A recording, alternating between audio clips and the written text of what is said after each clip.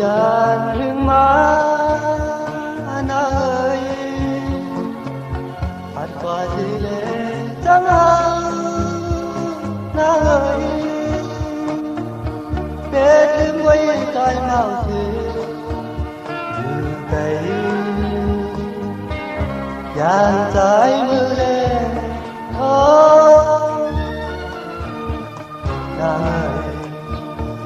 nàng ơi anh ngồi gọi lấy hôm lớn giam đêm thì trời từng thấy cơn thơ nàng ơi thấy nhìn thêm qua hoàn ẩn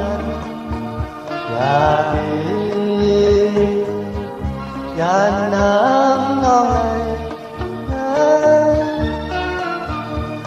nam na vẫn là đêm qua vẫn là kinh tôi nói vẫn là mây gió nói tiếng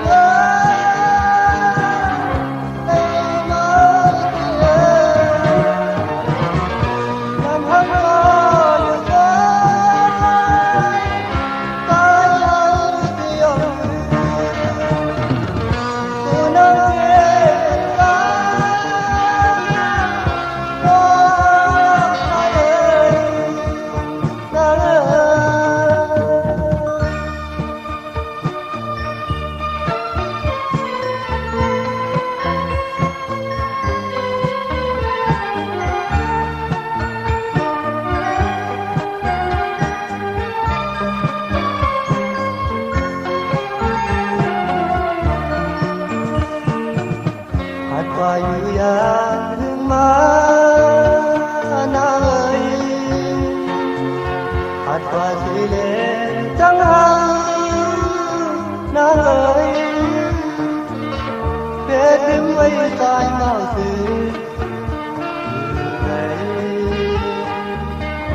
dàn trái mưa